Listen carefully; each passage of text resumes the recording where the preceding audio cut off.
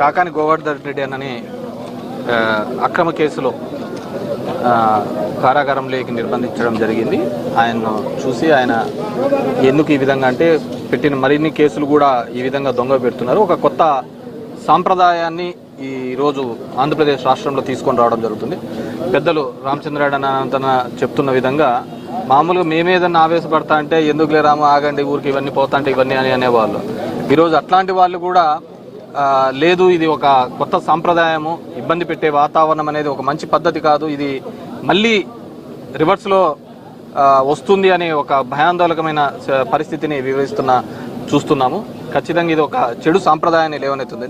నేను ఒక్కటే చెప్పదలుచుకున్నాను, ఈరోజు ప్రభుత్వాన్ని ఎలాగో అయితే మా మీద కేసులు ఇవన్నీ 4 ఏళ్ళు మాకు తప్పవు.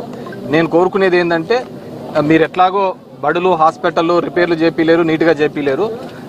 నెక్స్ట్ అయినా మీకు ఇది చాలా అవసరం పడుతుంది. ఈ సెంట్రల్ జైల్స్ అన్నీ కూడా దాన్ని రెనోవేట్ చేసేసి మంచి కండిషన్స్తో పెట్టుకుంటే రేపొద్దున మీకు కూడా ఉపయోగపడతాయి. కాబట్టి అది డెఫినెట్గా చేయాలని చెప్పేసి మిమ్మల్ని కోరుతున్నాను. కార్యకర్తలు పరారైపోయారు, మండల స్థాయి నాయకులు కూడా కేసులు కట్టినారు, వాళ్ళకి ఎలాంటి భరోసా? మేము ఒకటే చెప్పదలుచుకున్నాము, కేసెస్ ఉన్నారు, పెద్ద ఆయన ఉన్నాడు కానీ కేసెస్ఆర్ ఈ గవర్నమెంట్లో వైసీపీ వాళ్ళ మీద కామన్. మామూలు కరోనా వచ్చినప్పుడు ఏమంటారు, ఫస్ట్ కరోనా వచ్చిన తర్వాత మీకు యాంటీబయాటిక్స్ డెవలప్ అవుతాయి, ఇంకో రెండోసారి పెద్ద ఇబ్బంది ఉండాలి అంటారు. సో ఇది కూడా కేసులు అనేది కామను, మాకందరికీ కూడా యాంటీబయాటిక్స్ వస్తాయి, దీని ద్వారా ఇంకా బాగా ఫైట్ చేయడానికి ఈజీగా ఉంటుంది.